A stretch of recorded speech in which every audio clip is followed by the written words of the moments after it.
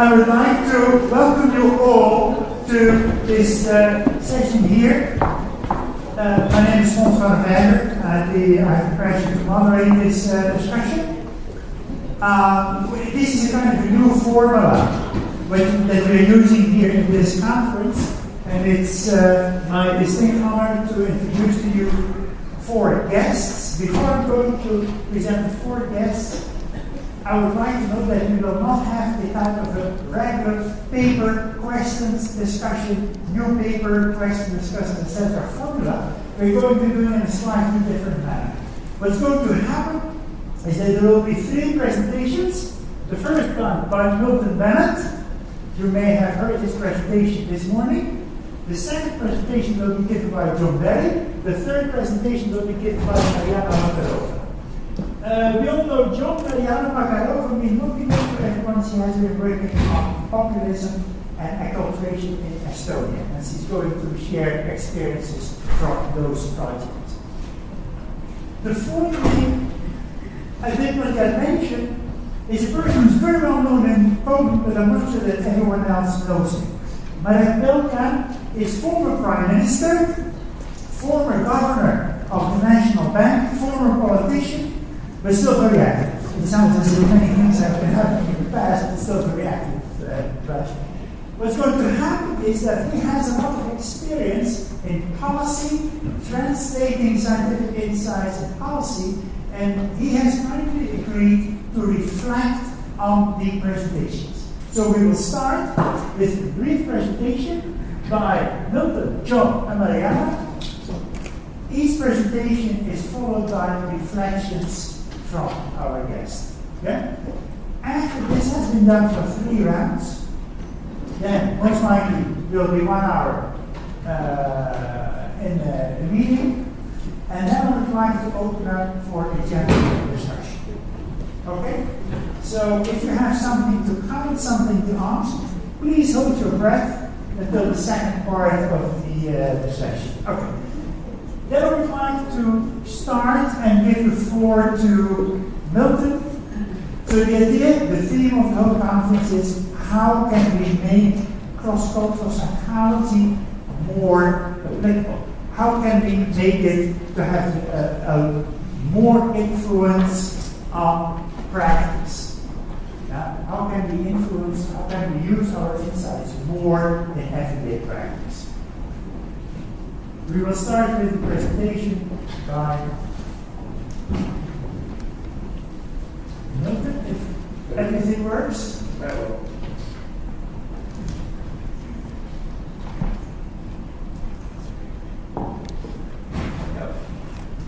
Great confidence in technology.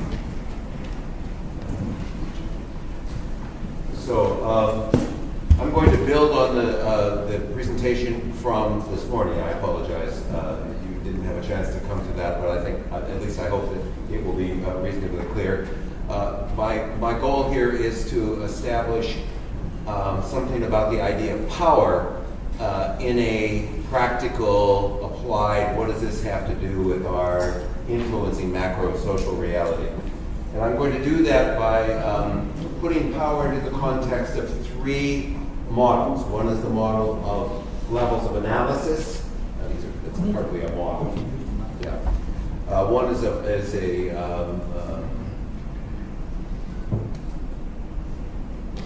chart of levels of analysis. The second one is the DMIS that you were familiar with, and the third one is a set of paradigms, again the ones that I referred to this morning, but this time looking specifically in terms of power. In terms of level of analysis, the level that is less frequent in this organization is an institutional level, but if one were in an international relations group, for instance, we'd be talking a lot about institutional power. I think the way that comes into the work that we're doing is in role power, or what the French and Arabian called legitimate power, which is an odd thing to call it. But basically the idea that that it is your role to exercise power. You're a manager or something like that, and you exercise power in that way. And we need to recognize that that's been established through institutions. Another kind of power is looking at it in personal terms, expert power, charismatic power, other kinds of power that an individual might convey, the way in which that individual essentially is generating a narrative. The third kind of power, and the one that gets a lot of attention in diversity and multicultural work, is the power that comes from combining institutions with individuals. So we talk about how individuals are empowered differently by an institution. They are either privileged or they are oppressed, certainly not privileged, by an organization. And in many cases, this has to do with media, the way in which media, as an institution, generates stereotypes that may disadvantage or advantage certain people.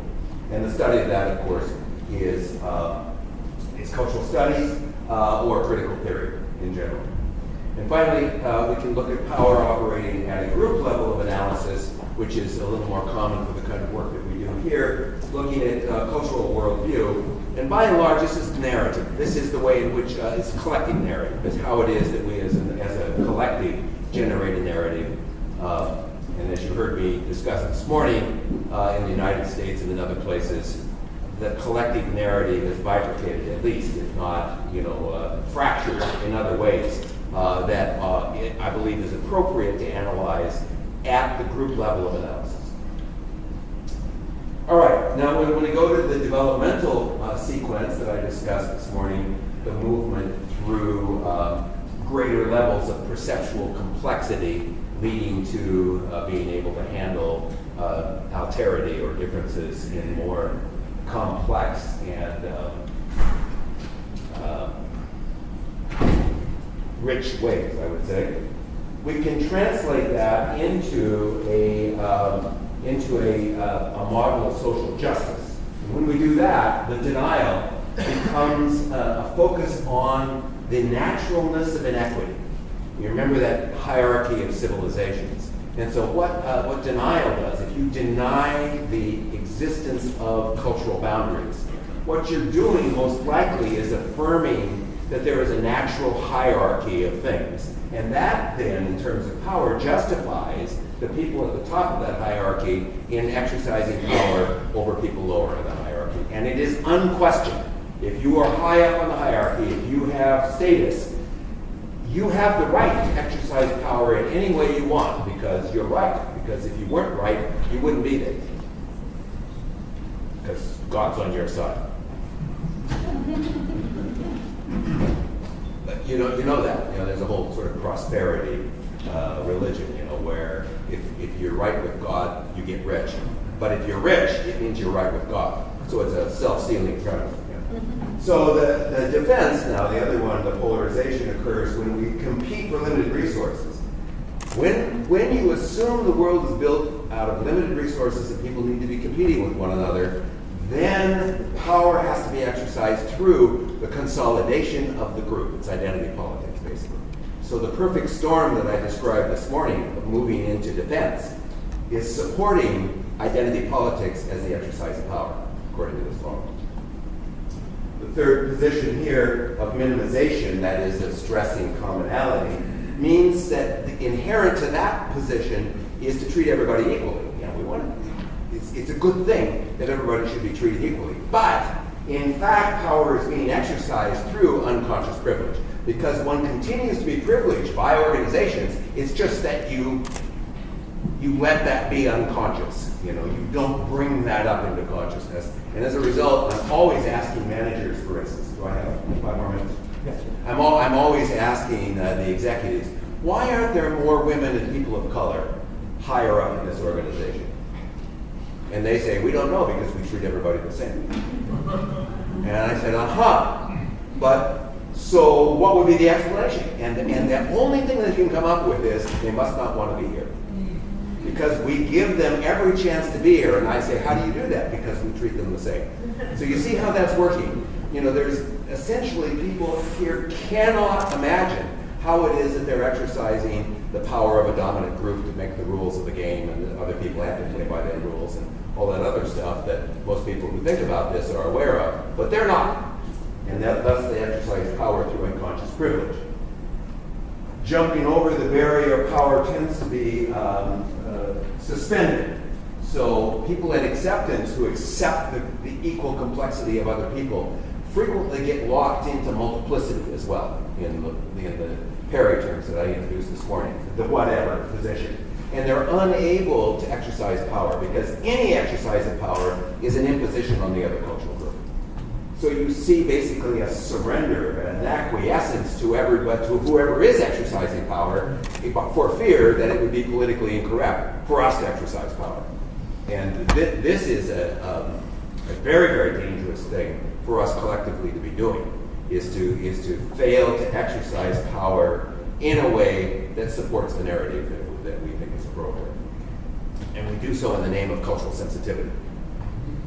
So we move to the next stage here of assuming mutual adaptation. Many of the things that we talk about, John Barry defines as integration and the other kinds of activities, acculturation activities. And there we can, doesn't always happen, but we can exercise power appropriately in context.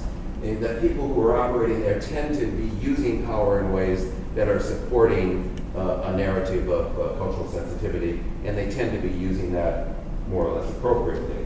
And it's the internalization of that into our identity, of saying who we are people who are organizing our use of power for the maintenance of this kind of a world that generates the integration position.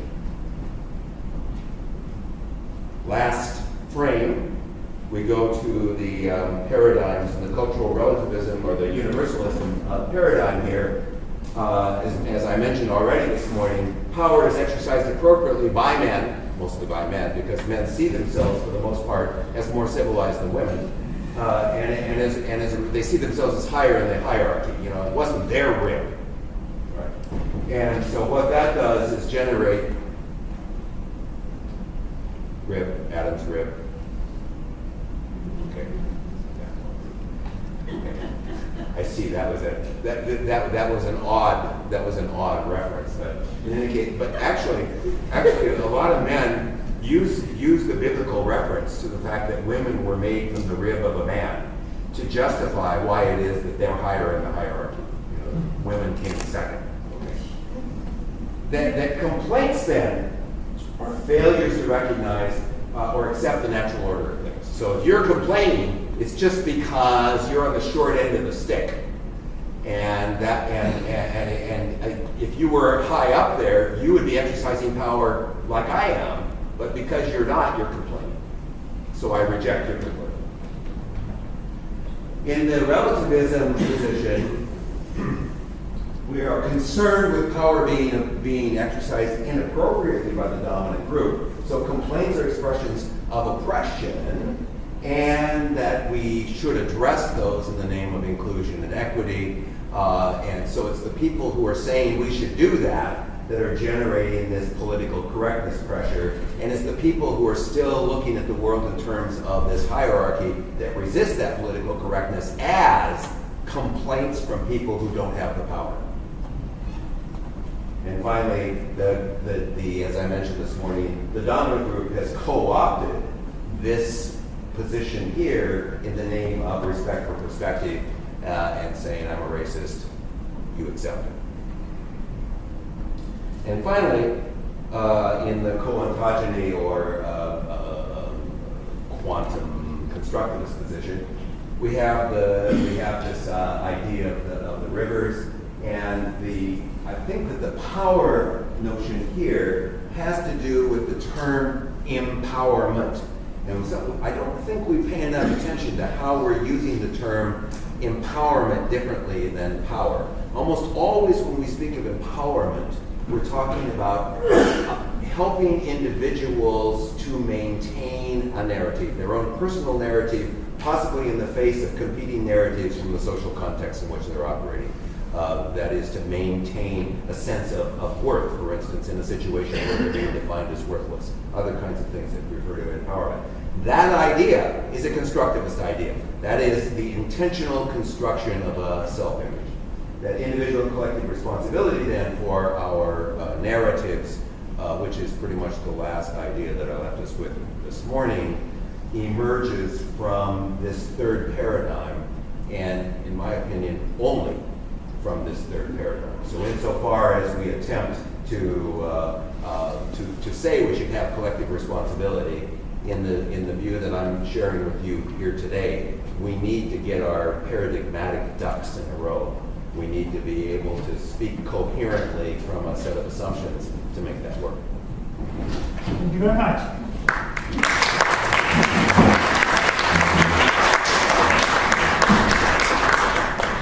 I would like to repeat for those who came late that we will not have questions and discussions now, but now we would like to invite Brenda to reflect on this presentation.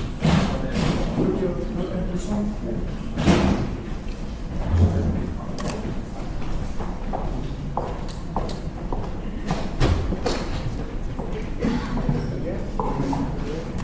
Well, I come from a different universe. I'm an economist. So the kind of considerations that Milton was presenting was virtually absent in economic reasoning until quite recently. We thought that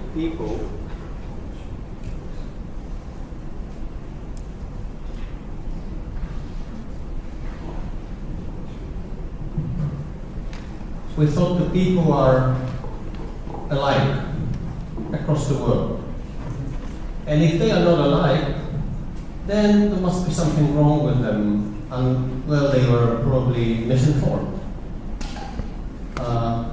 And the paradigm that all the economic discipline, I hesitate to say economic science because it's not a science, was based upon is the so-called Homo economicus, which looked at individuals as first ultra-rational. So basically, rationality was not only about the present, about the future. Every individual had some knowledge, or at least a perception of knowledge of every contingent future scenario. Sounds terrible, but well, this is the extreme version of Homo economicus.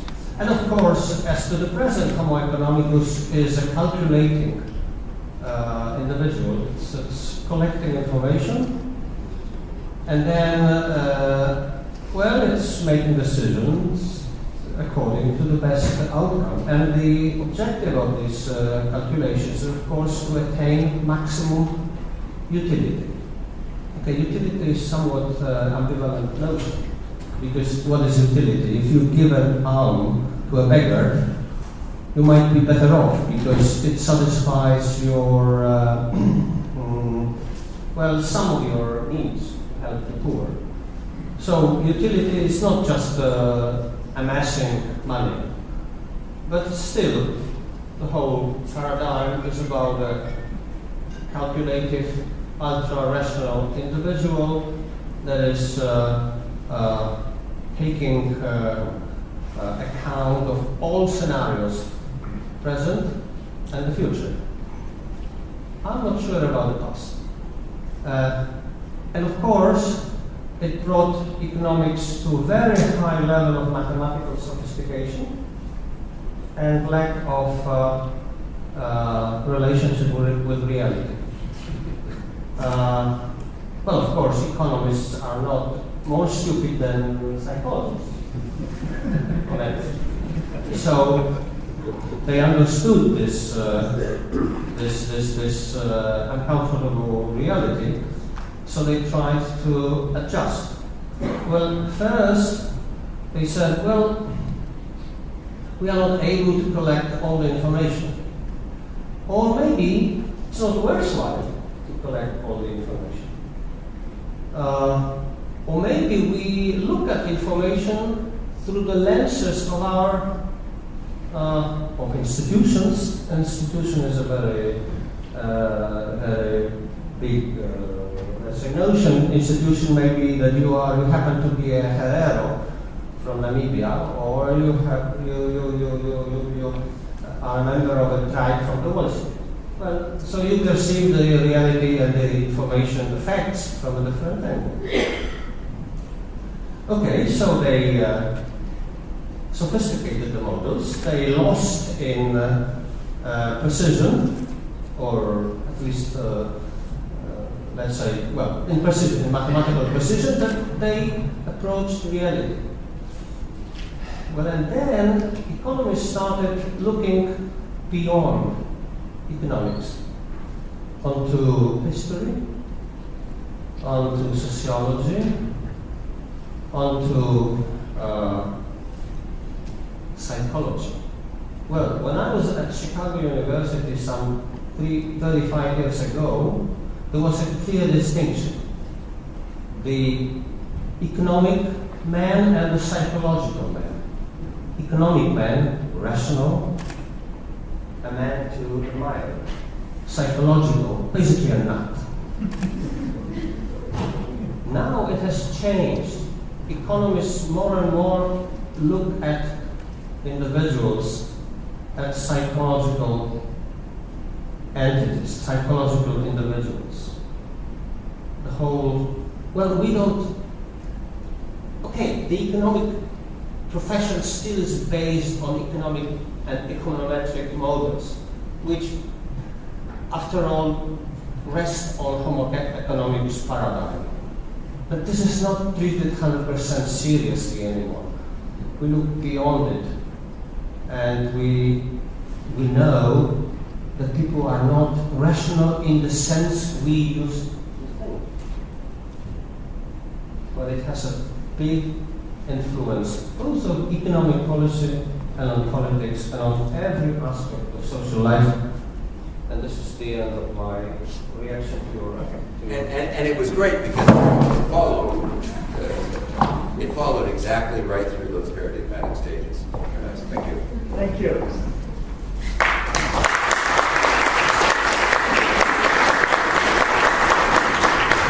May I then invite Joe Barry to give his presentation, where we look from a very different angle. Thank you very much, Fons. Good afternoon, everyone. I'd first like to thank Kuba, who's here, for having organized this symposium, this discussion group. My presentation is going to deal with the question that really has been posed to this whole Congress, and that is, in the contemporary world, how shall we all live together? In other words, I'm going to ask some questions and propose some ideas in respect to intercultural relations.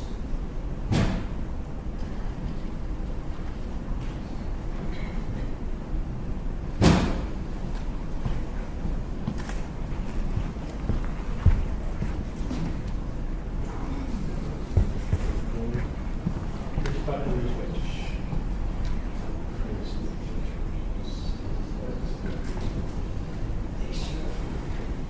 So, the work that I've been doing since the early 1970s has been inspired by policy in Canada with respect to this question of how can we all live together when we're trying to create a society of people with multiple cultural backgrounds. And the policy was enunciated, as far as I know, without any social, psychological, or economic research at its basis. But that policy was susceptible to analysis by social psychology. And so what I've been doing is to go from policy to social psychological research, and then back to policy to evaluate some of the assumptions in the policy and propose how policy might be advanced on the basis of this empirical information. The terms that I'm going to use are illustrated here. Some of you know this framework. Essentially, in multiculturalism policy in Canada, there are two core features. One is the degree to which people respond positively to the idea that cultural diversity is a public good, is for a society, something that should be valued and supported and maintained. And the second, which is often overlooked in European discourse, is that such diversity should be accompanied by equitable participation, equal chances to participate as a member of a cultural group in the larger society. So these two issues are listed first across the top and then second down the left-hand side. And there are two spheres here. The one on the left refers to the kinds of terms that are used when members of non-dominant communities are trying to answer that question, how should we live? And on the right-hand side, the terms that are used when members of the larger society, either public opinion or public policy, try to answer the question, how should we all live together? And you can see, I won't go through the details, but you can see terms that you are well familiar with. But the idea here is to define what I mean by multiculturalism, and that is the joint preference for cultural diversity maintenance along with equal participation and opportunity in the society as a member of a cultural group. And on the left-hand side, the notion of integration is exactly the same double combination. People are involved in their own culture and equally involved in the life of the larger society.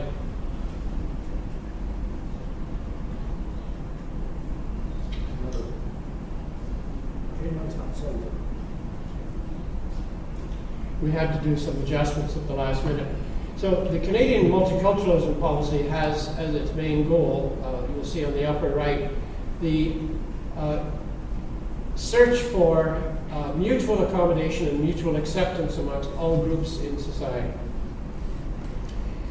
There are two major policy proposals and programs to achieve this.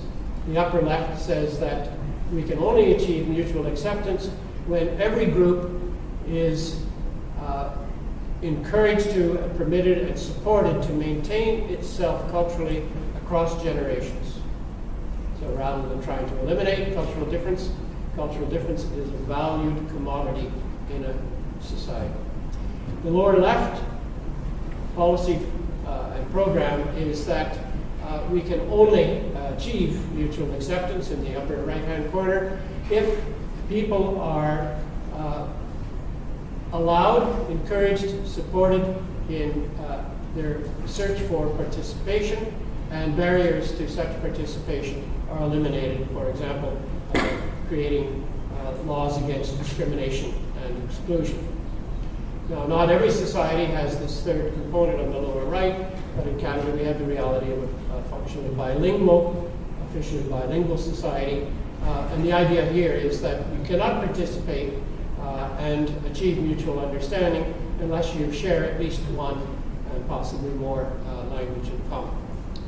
So the point of this diagram is not to convince you that our policy is right, but to show that there are three assumptions in the policy which are subject to research. The one across the top is the multiculturalism assumption or principle, and that is that when people feel confident and secure that they have a legitimate place, an accepted place in society, then they will be able to accept those who are culturally different from themselves. Conversely, when people's right to be who they are and people's people's cultural identity is questioned or undermined, then they will have a negative reaction and will not achieve mutual acceptance. Down the left-hand side is the second assumption or principle, and that is the integration principle. That is, when people both have access to their own culture, which has an accepted place in society, and are able to participate in the larger society, in other words, being doubly engaged, then they will be in a position to accept those who are different from themselves, again, shooting on up to the upper right-hand corner. And the third principle is that when people do engage with each other, then through the well-known contact hypothesis, on average, people will achieve greater mutual acceptance when they have opportunities for and are supported in seeking contact with those who are different from themselves. So this is the analysis of the principles or assumptions in policy. All of these have roots in social psychological thought and have been subjected to research in many parts of the world. Initially, it was in the traditional immigrant receiving countries, Canada and Australia and New Zealand in particular, but coming out next month is a book published by Cambridge University Press in which we assess the validity of these three principles in 17 different societies. Each society has a sample of those who are members of the dominant or majority culture and samples of members of the non-dominant or ethnocultural communities, in some cases indigenous and immigrant communities. And the question here is, can we find evidence that these three principles, multiculturalism, integration, and contact, are acceptable explanations for moving towards greater mutual acceptance? I won't go into the details, but in approximately 80% of all of the evaluations across the 17 societies with two kinds of samples in each, so almost 40 examinations, approximately 80% of all evaluations prove to be valid. Under certain conditions, they vary, but in general, they are valid. So the question is, can we establish general principles of intercultural relations by taking policy statements, examining them empirically across cultures, and then drawing out policy implications and program applications from this data? And I believe we can. At least we cannot dismiss them out of hand on the basis of prejudice. For example, cultural differences cause problems and therefore we should get rid of them, when the data tell us that cultural differences are maintained for very good reason in order to achieve mutual acceptance. Nor can we build barriers or walls or other forms of separation when we know that in 80% of the cases, contact between groups of people who are culturally different from each other on average lead to greater mutual acceptance. Nor can we use our prejudice to say, we don't like you the way you are culturally, you have to choose between being, say, a Turkish immigrant and being German, when we now have evidence that being both leads to greater well-being and greater mutual acceptance. So I'm not advocating that these general principles can be adopted holus bolus and automatically in every setting. I'm saying that we can probably dismiss their opposites and take these principles as a basis for developing policies in many different societies to achieve an answer to the question, how can we all live together? So we go from policy to research, back to policy, and now it's in the hands of those who can use this information to see whether they can improve intercultural relations in their respective societies. Thanks very much. Thank you.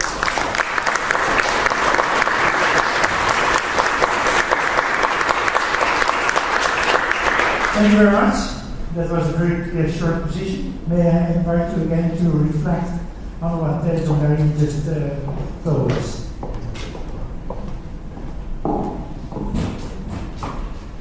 What comes to my mind is the example of the World Bank.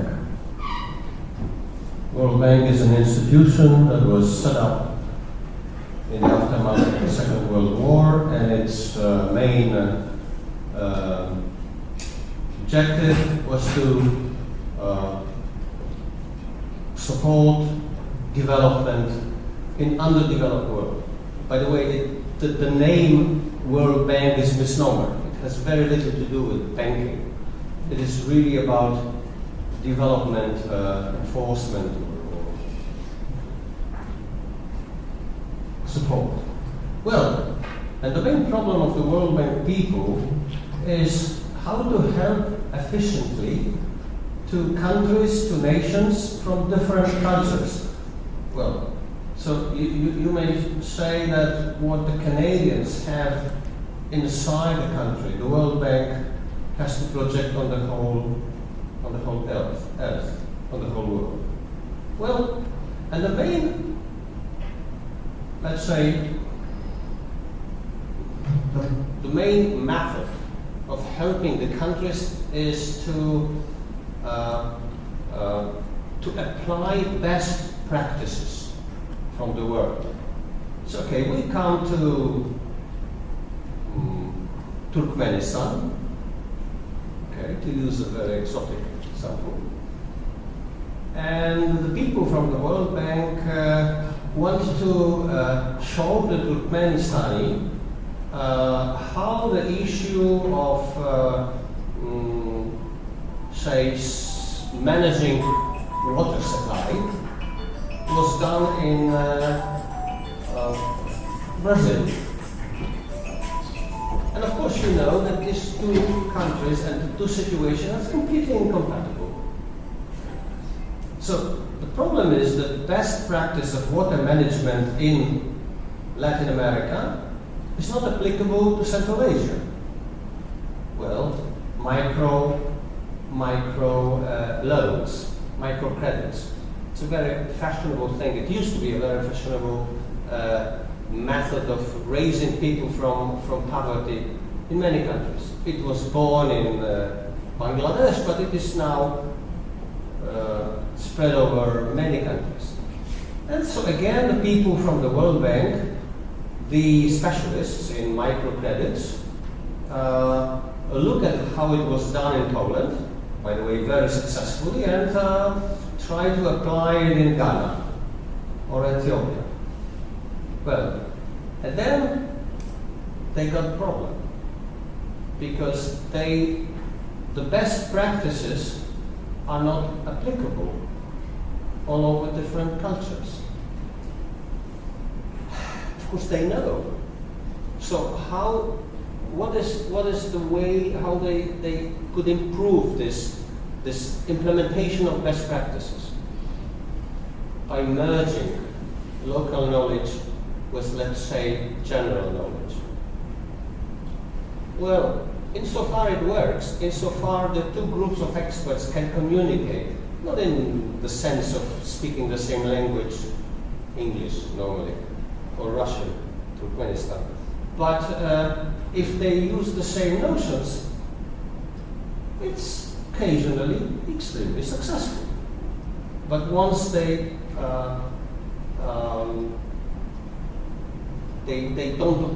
don't see this fact that best practices from one part of the world is not applicable to others, they fail. And that's one of the problems of the World Bank. I think this is a projection of your exercise inside one country towards the whole world. May I just say that the question was whether they work, not an expectation that they would work. In each place they asked, would it work? It's not an imposition. It's a search for whether it would work. So in that regard, I think that it's not an imposition or a transfer from Canada to other countries. It's a question of evaluating those principles, whether or not they work in other countries. So I think it's quite a different approach. I'm not so sure, but we can come to that As long as you realize that this is that these are two different approaches. Sure, yes, of course. I would suggest that we take this up again in the discussion, and then I would like to move on to the last presentation. Marianne, may I invite you?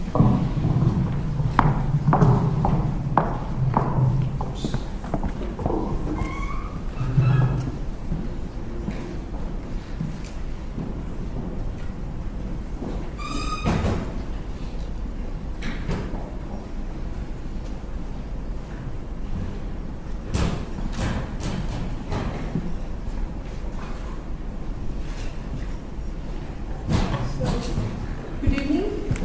It is a great honor for me to be speaking here with such distinguished company in front of you on a topic that is so important and relevant for nowadays society.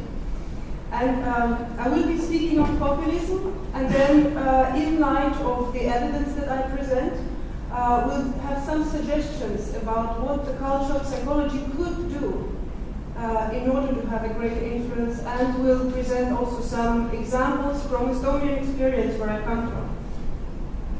So, I perhaps don't need to explain or define what is populism, especially after what we have witnessed in the United States or in France or in UK, but rather move closer to discussing what could be the reasons or the factors that led to such a situation that we are witnessing in the world. And one of the explanations that usually comes to mind is the economy. We have been discussing about the economy, the economic factors of the backlash. And okay, works. So if we look at some of the evidence, for example, the 25 years statistics for rate of economic development in this particular case, 13 Western democratic countries, and also the rate of populism or kind of the voting numbers of the populistic countries, we seem to have evidence to support this, especially looking at the past decade after the 2008, in the end, where after the economic crisis, the rate of populism has risen sharply. But is this the only explanation? Is populism only explained by inequality or by rising immigration rates? This is the question that was asked by Ronald Engelhardt and Pippa Norris, two political scientists who have done a brilliant, but very interesting, extensive analysis. And for example, if we take a step back and look at the 50 years, we see that the story doesn't start in 2000s. The story rather starts in 1960s. That's when the level of populism starts to rise, and in the 90s we rather have a temporary plateau for that. Going even further. Oh. Okay. That's interesting. Sorry for that. Going even further and analyzing the importance of economic discourse versus the non-economic positions in political agendas of the different political parties in the primarily Western European societies. We see that from the 80s, mostly economic arguments are not in the dominance. Rather, non-economic discussions have been primarily used by the political parties in their competition.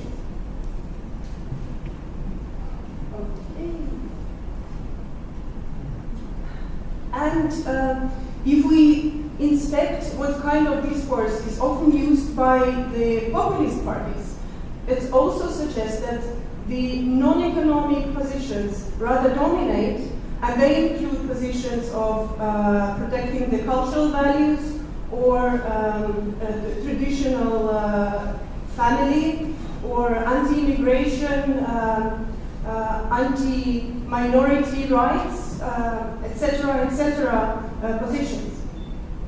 So, by weighting all this evidence, Engelhardt and Norris suggest, that rather than explaining the rise of populism with economic backlash, it's the cultural backlash that started in the 60s with a silent revolution of the change of the cultural norms and the change in perception of what is normal, that firstly was supported by people of younger cohorts, younger people, also people who are more educated, and that include, for example, environmental discussion, or include human rights and tolerance for diversity, and gender and human rights. And if we also inspect who are the people who are voting for the populist parties, we see that statistics show that these people tend to be of older age, male, representatives of cultural majority groups, rather lower educated than higher, and rather religious, which in particular are examples of social groups that are losing power through the development of this kind of discourse. and at some point losing also the platform for expressing their views, the constructive platform. Of course, we're not discussing about what was mentioned today, that we do not wish for the situation when diversity and diverse views are valued to the extent that I could be proud, or someone could be proud to be racist, and we would have to accept his views. But there is a need for a constructive discussion in order to ventilate also the reasons why these people start voting populist parties. Why these people, what are their fears that drive them to give power to the populistic parties. And so it is the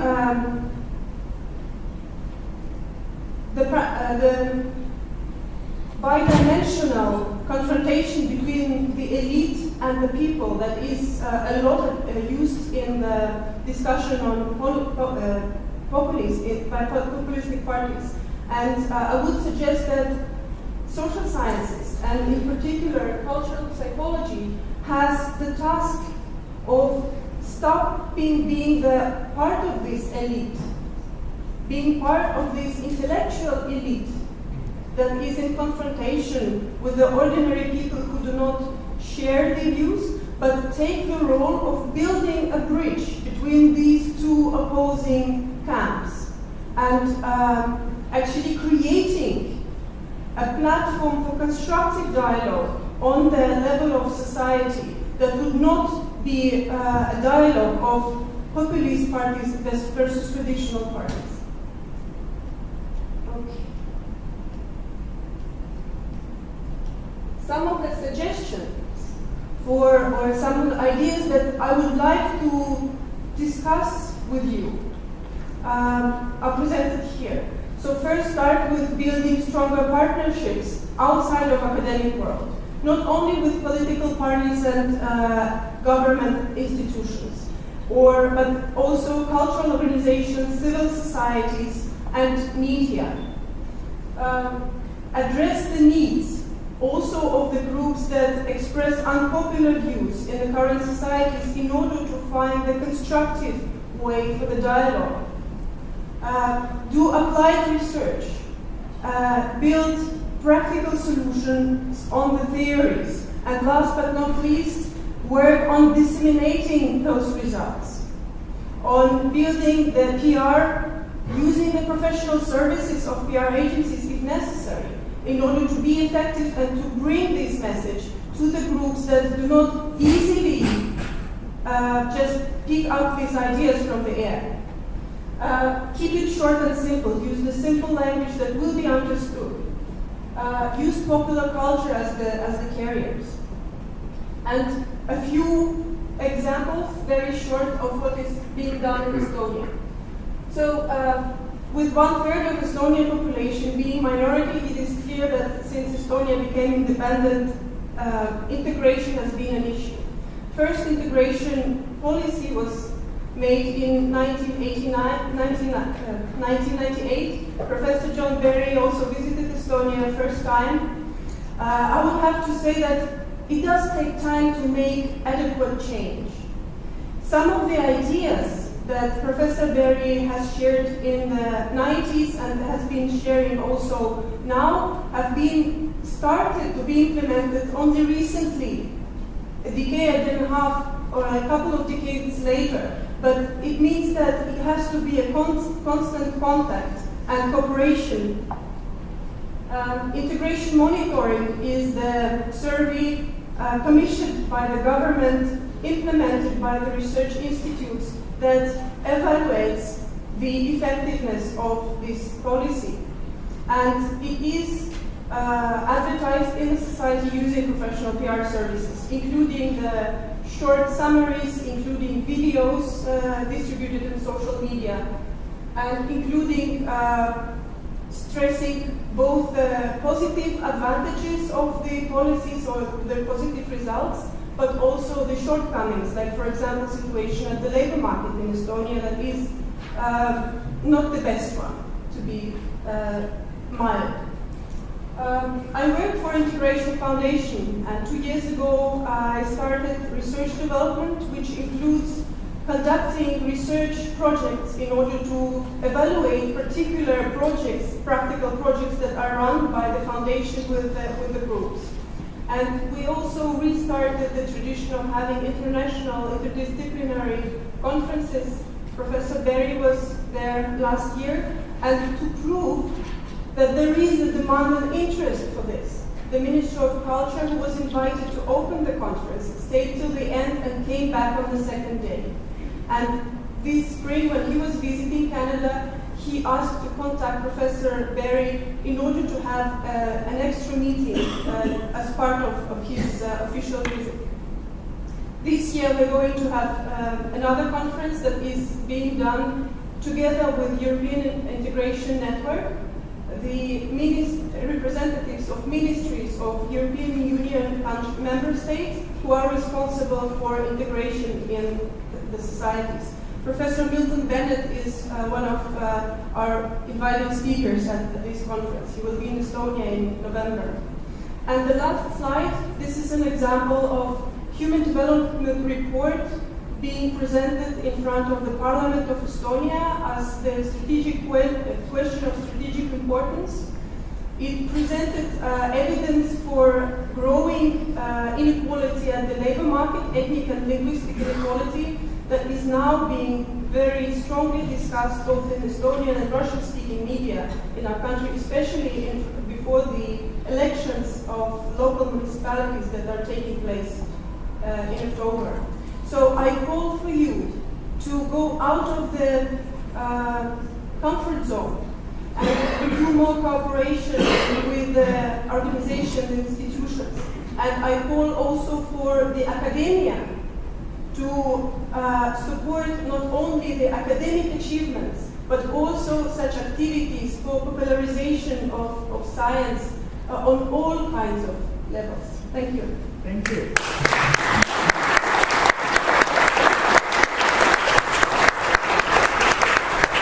Thank you very much. May I invite you to reflect on this one?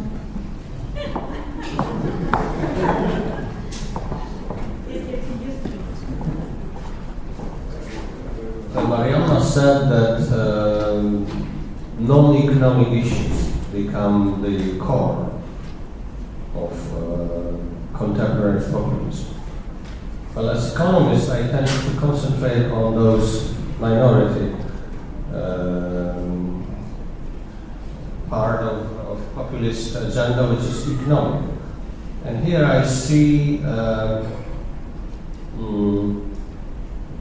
following, let's say, chain of reasoning. Well, we economists, we thought that we have found the Holy Grail. We understand everything with economic reasoning, including how the children should be raised, how the people match in marriages. There was a famous, lovely book by a Nobel Prize winner in economics, Gary Becker, Treatise on Family, where he would explain in economic terms why an actor would choose an actress rather than an accountant. Sounds reasonable, because they want to maximize combined utility.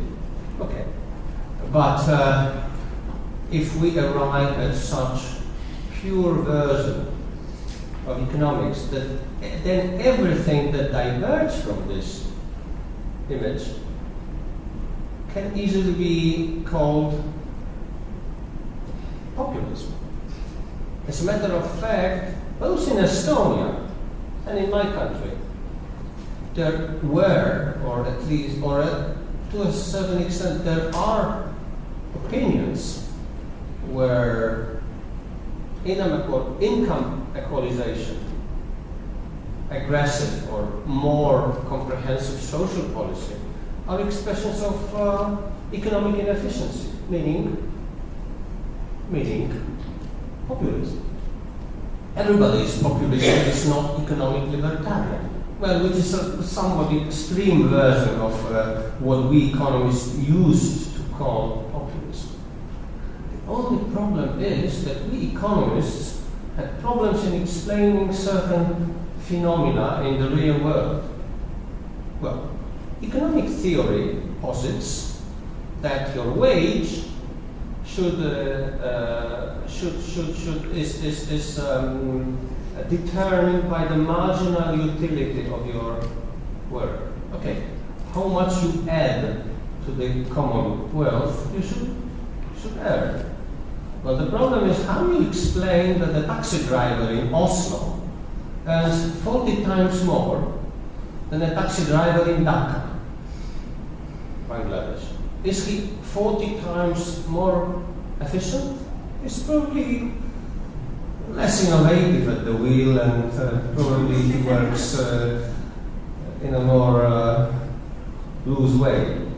Still, he earns 40 times more. Okay, we know why, but the problem still persists. How can we explain to the people that a secretary in a bank can earn 3 times more than a secretary in a museum? In the same. Well, that is why we economists have lost our best arguments to defend ourselves from so-called populism. And economic policy is bound to be somewhat populistic, in the sense that it has to deal with reality that is eclectic. Thank you very much.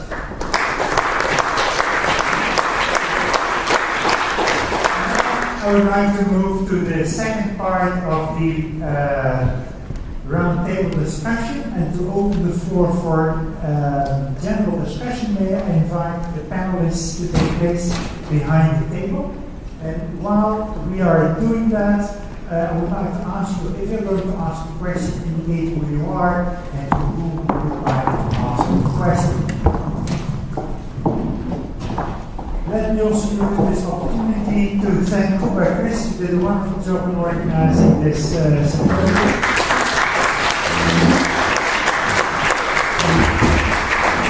It took quite an effort. I have been in preparation of this symposium. Okay. Who would like to open the discussion?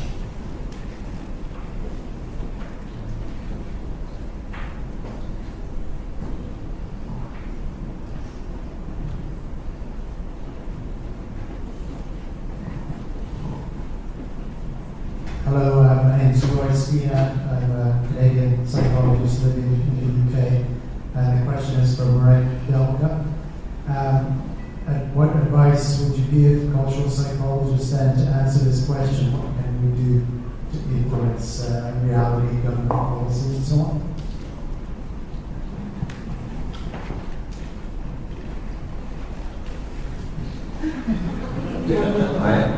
Any advice that I would have is to economists that they should open up to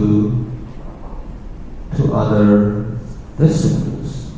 That they should reinvent the wheel, which is that economics is a social science. I wouldn't dare advising anyone, any psychologist.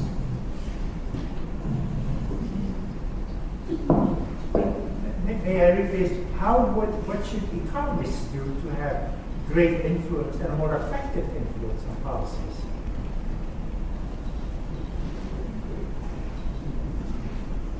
Can I ask that?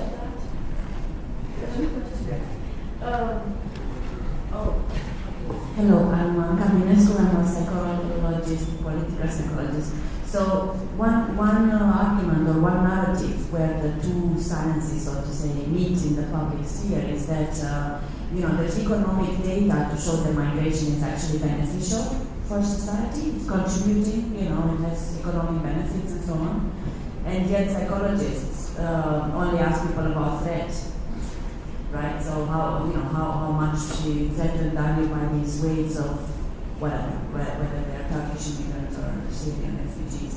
So I wonder, how would you comment on that? Because that's one point where actually economic science facts would come to really help understanding this rejection and reactance against immigrants. And I'm blaming both sciences for actually misinforming the public or not asking the right questions. This is a question that we asked to Professor Boschi, I think. But okay. I'm not avoiding saying something in reaction to the questions.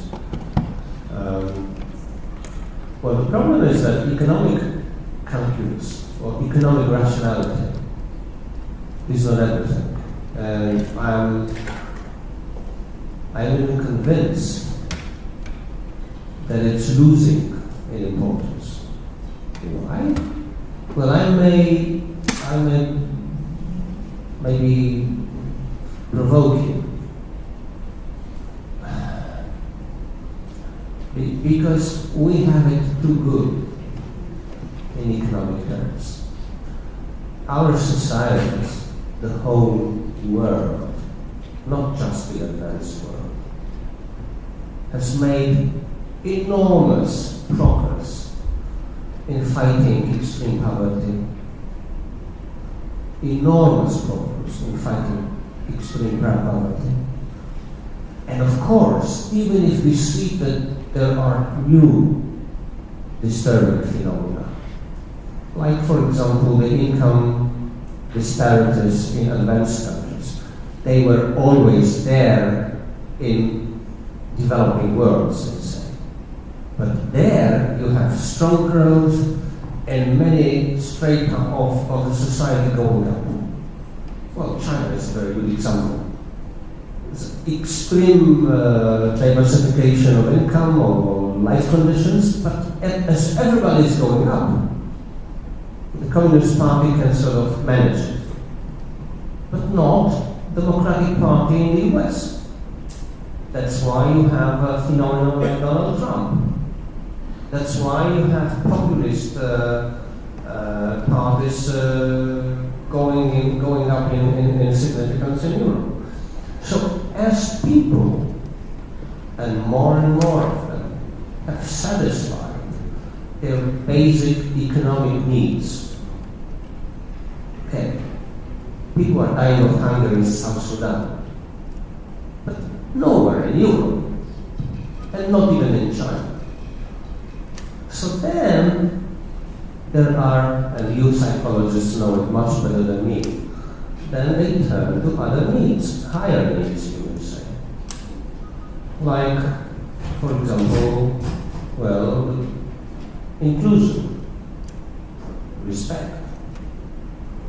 And if politics cannot provide it, then it's a prolific story for populism. So, well, Poland is a very good example.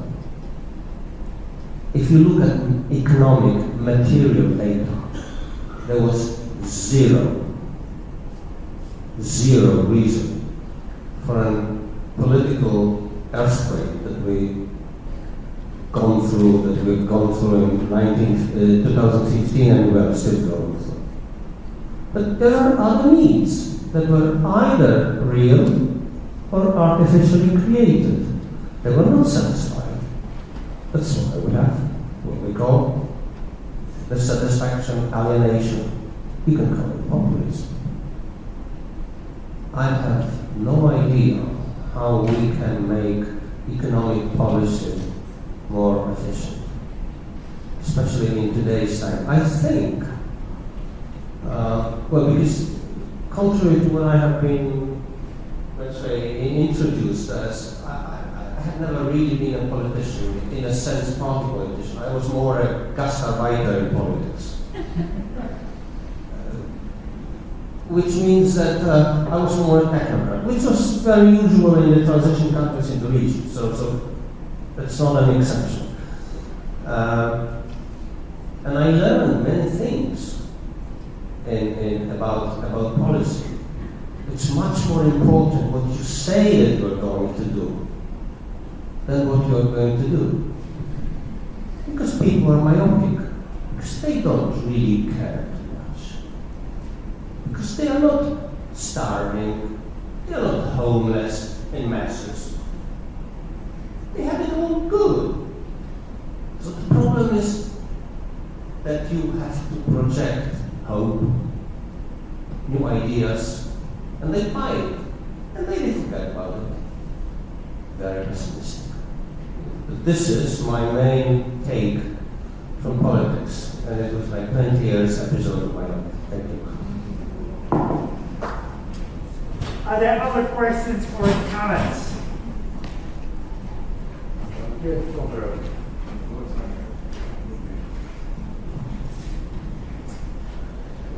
It's two questions or observations. First is perhaps an observation. Professor Belka knows well he was the Prime Minister and Minister, I think, for Financial Ministry of Finance. Many of your colleagues, professors, also served in these positions. Might be not that elevated. So the point is that it's quite normal in Poland and perhaps in many other countries, in most countries, that economists become politicians, or they serve as experts, or they are expert ministers, as you were. It's normal if you ask people from the street, they will say yes. The state, the government is very much about economics, so it's good that people who are well educated should serve in these positions. It is not quite that obvious, even perhaps for us, that psychologists should be in a similar position as economists, as serving as ministers or someone similar. And perhaps in general opinion it is also like this. So I would say that the transmission from psychology to policy making, to policy executing is less clear, it's less obvious than it is in case of economists and perhaps lawyers and some other fields, unless the situation of the world changes dramatically. And it seems it is changing dramatically. And it is seen as that, well, economists or lawyers or other specialists are not able to solve the problems of mass migration or refugees, and we need someone else who, for instance, cross-cultural psychologists. And are we all this way or not?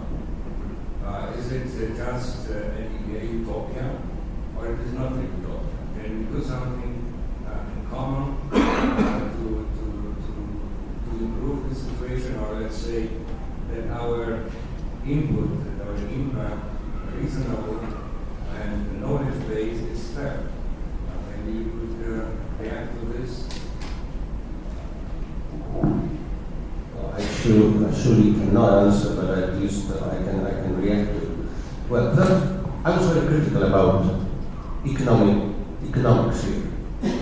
But don't take me wrong, I don't think that economists are so stupid that they cannot provide valuable knowledge to the understanding of both the world and economy.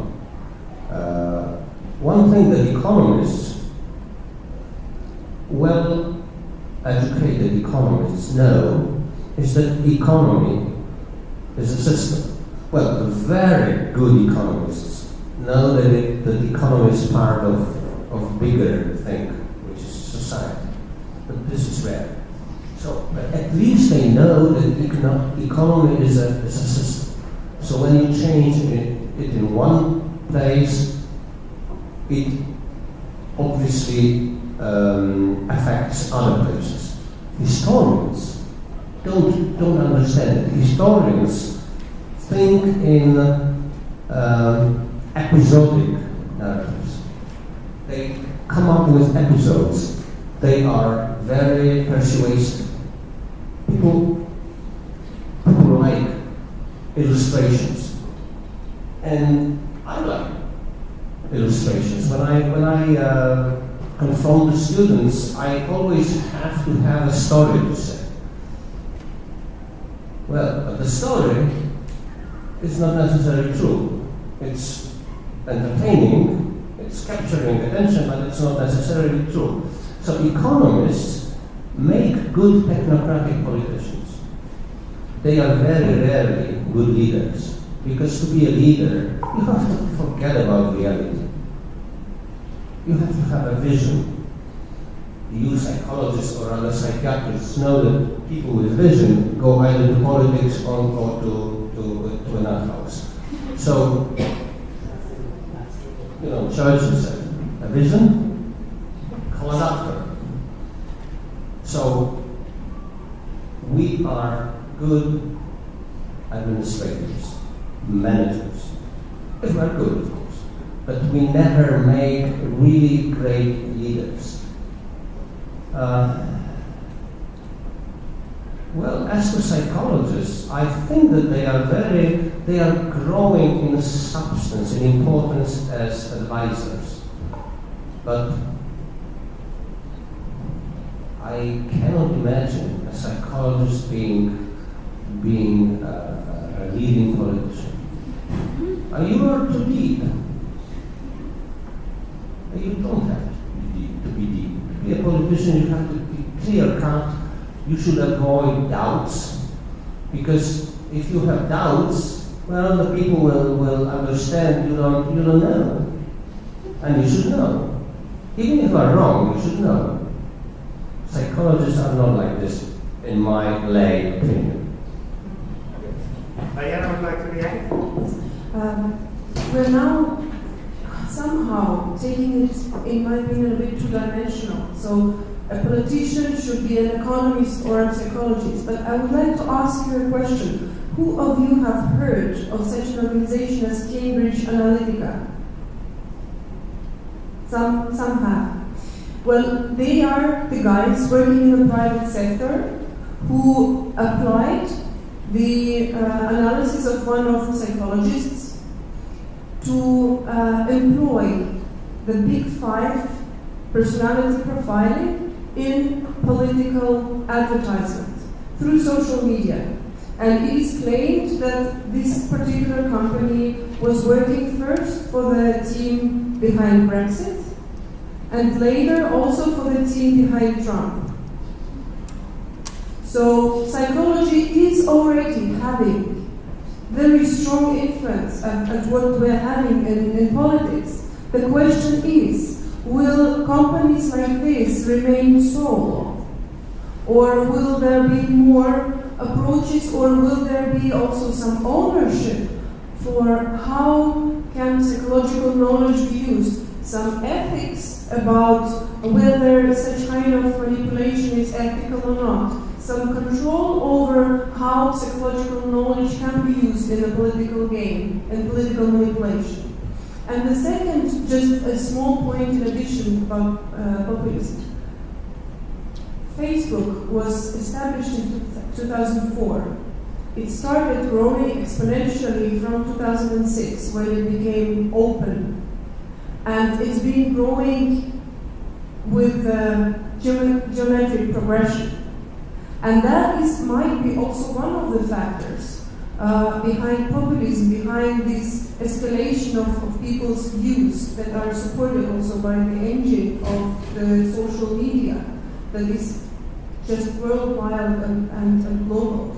So we do not really have a choice to have influence or not, but perhaps we have to take a position to be more active in this and to think also outside of traditional politics, because perhaps we're now entering the situation when we're no longer in the traditional political party game. It's becoming, the borders are going down. So, thank you. Thank you. Yeah, Sure. Going back to the slide about this populism beginning back in the 60s, I've been thinking about that and putting that into the context of the nails in the coffin of rationality. And thinking, well, it's as if the society is going through an identity crisis. You know, and I was thinking about, well, what does psychology have to say? Well, that's what psychologists deal with. They deal with this, clinical psychologists do, and research psychologists certainly could be addressing this issue, which is what do you do when somebody, let's put it in the collective, is having an identity crisis? And well, what you do is you move into that and figure out how to generate a more coherent worldview, how to help that person generate a more coherent sense of self, basically to help that person establish integrity for him or herself. Could we generalize that to a more collective level and say that our role is to be addressing this crisis by generating more integrity, by looking not by selling a given client, although that may indeed be one application, and I'm not saying whether that's appropriate or not, but He's not even working there anymore. His idea was the ideas, yeah. But we certainly, as psychologists, could be positioning ourselves to be addressing a collective breakdown of esteem and fracturing of integrity. And that would be my addition to this process. Okay. To come back to this, hello, thanks again. I'm a bit worried about that too, because I wonder if we are equipped as scientists to co-create that in a good way. Good right? question. Because I think if you come, this, I really don't think we are beyond positivism at any stage, right? So then you bring on the psychologists, they hit you with numbers, they're even worse than the economists nowadays. And then, what do you end up with then? Because you don't have that good psychology anymore, that engaged psychology that's based on needs assessment. You have a very arrogant psychology in many ways that goes out and tells people what they should know and what they should do, including developing a coherent world. And we certainly can't sit back and say the facts will speak for themselves. There are too many instances now of alternative facts that we've talked this morning, too many instances of fake news, too many rejections of what clearly is factual information in the name of alternative reality. And so I think we need to be looking at something more than generated factual data. You're right. I'm not sure what that is. Adrian?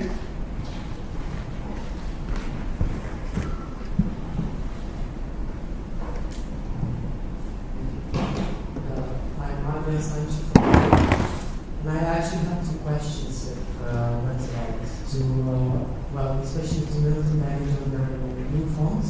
The first one goes, how can we actually have some sort of influence on the macro reality when most of us, some of us, actually struggle to have a personal life within this academic field? So my question actually is, how can we actually feed back into the society when we ourselves, sometimes we even have the difficulty to have something to put on our tables for within the crumbs and eggs. So that's one of the questions for the three of you. And the other question that goes for the whole people here is, what about to create a movement within the cross-cultural psychology community, one that actually is some sort of a task force that actually looks and focuses on trying to have an influence on the macro reality above and beyond the individual projects that some of us or some of you carry across nations. So what about taking into consideration these sort of combined forces into tackling the specific issues? For instance, what happens in, in Kosovo, in Transnistria, or what has happened in Brexit. So what about this idea of combining forces? Thank you.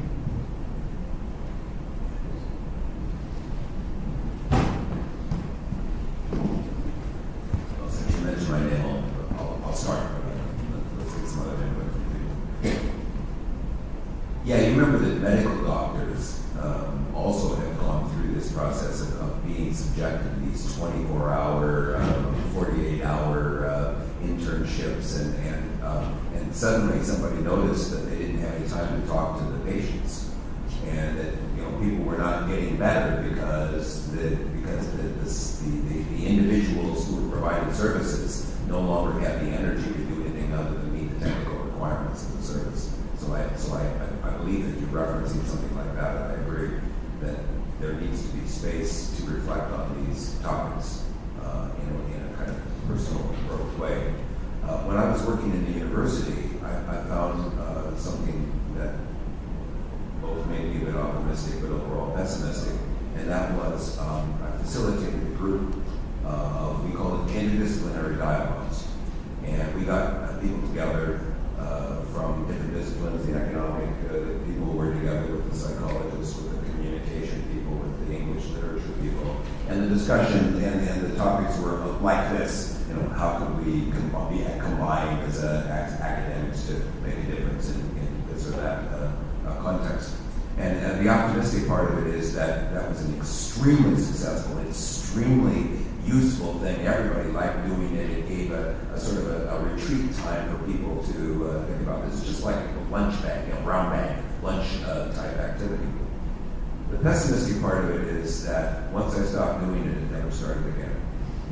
And as far as I know, it was the only such meeting, interdisciplinary meeting in that university that had ever occurred, and it stopped occurring when I stopped doing it. So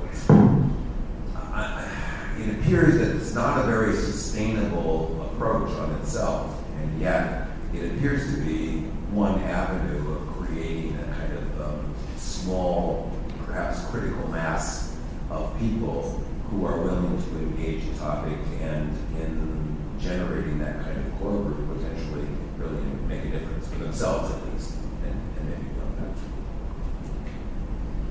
And anyone else would like to reply? So? Thank you. As I understand your question, how can we move forward to make use of what we know unless we are sure of what we know? And that assurance can only be based upon some agreement amongst those of us trying to form such a group about a fundamental question that cross-cultural psychologists have to deal with, and that is, as members of one species, do we share psychological processes and phenomena in common on which cultures shape the development and expression of these underlying features? Unless we can come up with an answer to that question, we don't really have a conceptual basis, and we can't build an empirical basis on which to provide information and advice, or to form an organization that could do that. So, in my view, the field of cross-cultural psychology needs to deal with this issue. Can we even do comparative studies unless we have some common and shared understanding of what it is that holds us all together as human beings? And just to comment on my presentation, the issue is, are there principles that might originate in one society, the example I gave was Canada, that for which we can find evidence for or against in other societies, taking into account the local cultural context?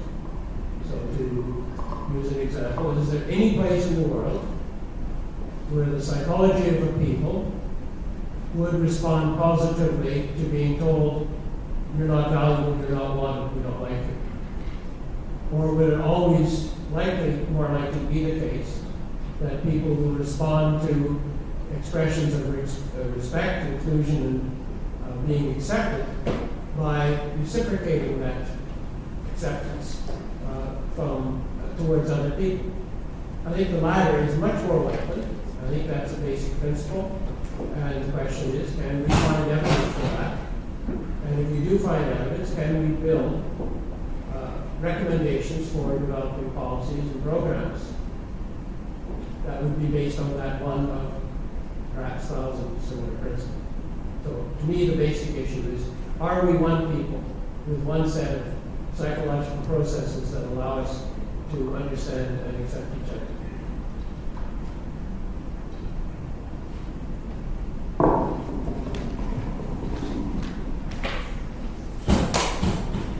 Anastasia Antonenko from Belarus.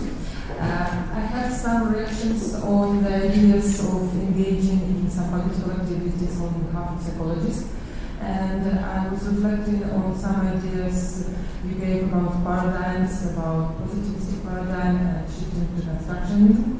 And if we embrace this idea, if we are going to take responsible actions and make some positions, some standing, I think that we have a problem because we have a methodology for evidence-based research. We even have a methodology for deconstructionism, but do we have methodology for responsibility? So I think it's a thing to think upon. I'm not aware that we have methodology, research methodology for responsibility, but we certainly have good constructivist methodologies. Primary amongst them is the one from the 50s of George Kelly's repertory grid, but repertory grid type research in which is one way of organizing views of people's internal construct systems. There are some interesting possible connections between that and some neuroscience, where the MRI studies are used not just to say simply the brain lights up here, the brain lights up here, something's happening about that, but rather to correlate that kind of information with something more meaningful, like what kind of construal is somebody making of an event, look for brain correlates of that, and use that as evidence-based approach for a constructivist goal. In this case, not looking for causal pathways, but looking for confirmation of more or less coherent constructions around certain topics. These are ideas that are currently being explored by people who are combining neuroscience, quantum thinking, quantum mechanics-based, paradigmatic thinking, and issues, practical issues, like how can we understand how to move forward here? And it's unclear that that is going to come entirely from evidence-based, the current form of evidence-based research, as you're pointing out. I don't think that obviates evidence-based research. I don't think any of this is to say that we ought not to be doing evidence-based research, even in a positivist way. It's just that if we put all our eggs in that basket, it's unclear that that is going to get us where we want to go. Maybe somebody else. Anyone else who would like to withdraw here? No? Okay. Klaus.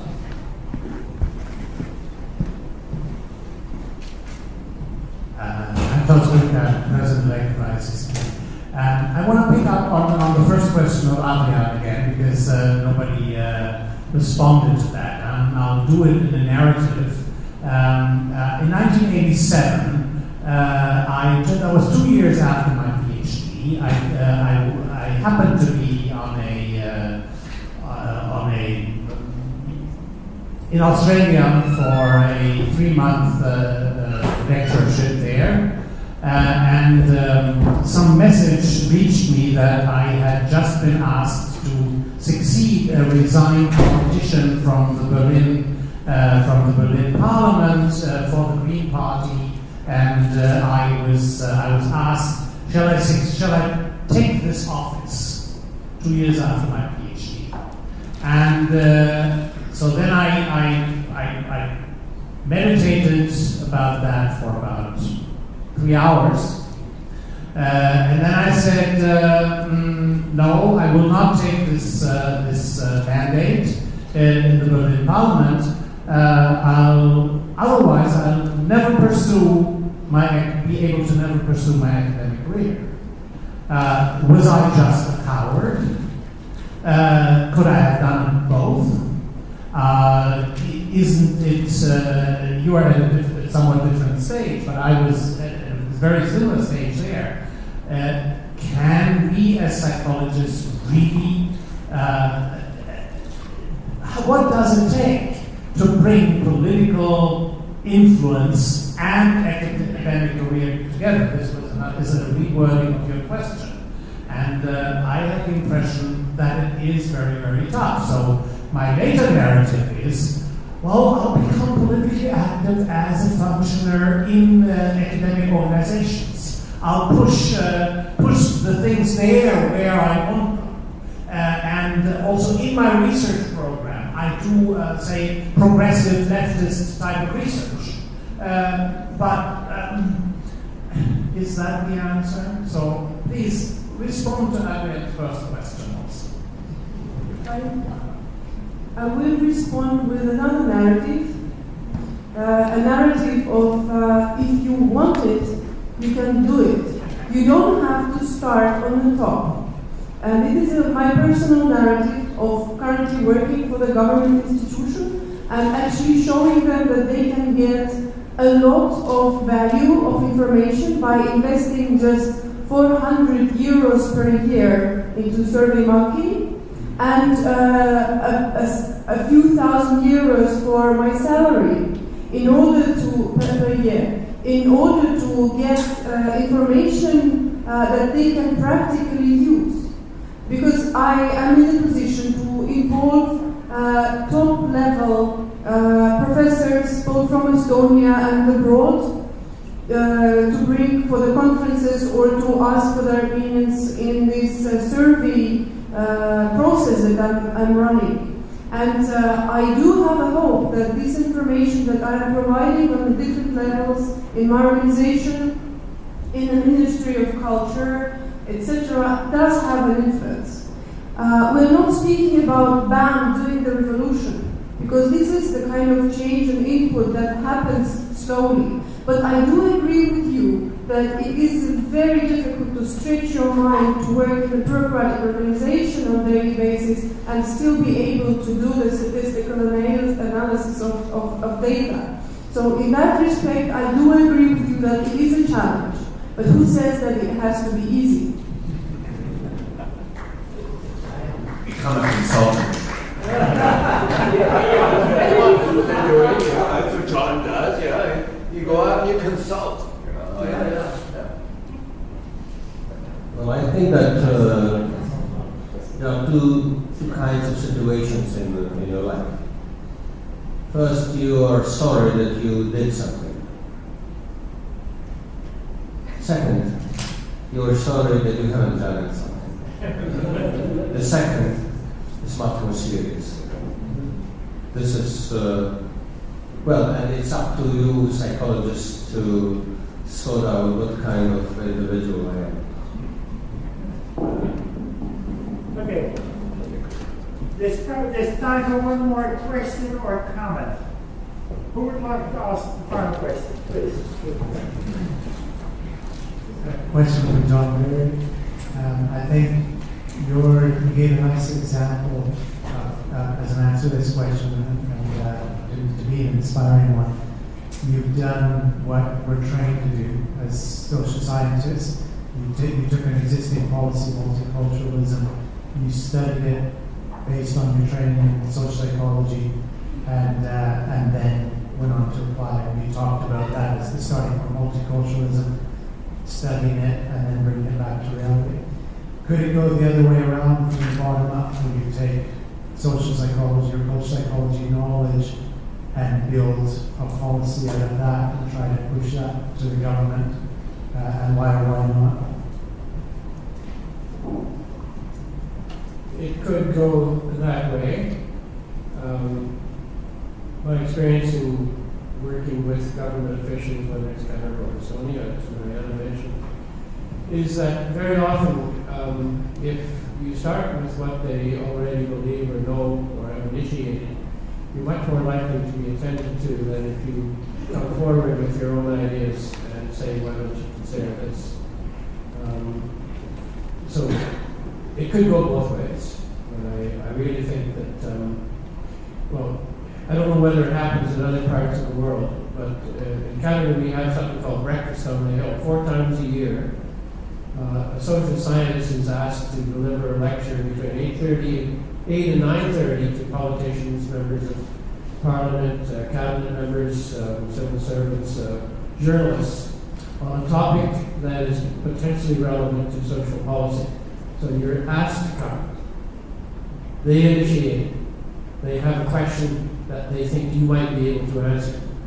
So one possibility is that everybody here who thinks they have policy relevant information, get in touch with your members of parliament and make a suggestion that they make an invitation, create a forum where social scientists are not necessarily considered as adversaries to political decision making and policy development, but as collaborators in improving social policy.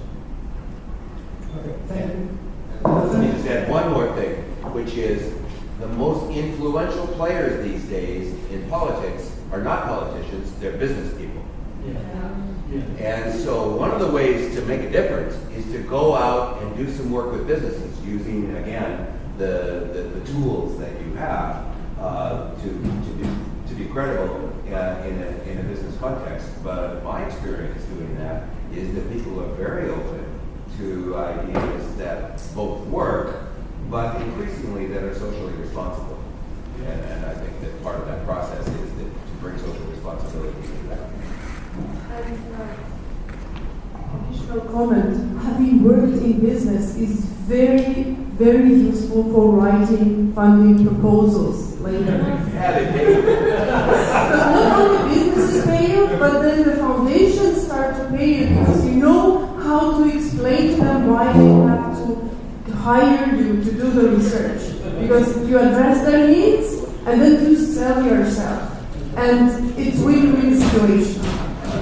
On that pragmatic, optimistic note, I would like to end this session. I would like to thank the panelists for the very lively discussion and the interesting contributions, introductions. I'd like to thank you for your attention.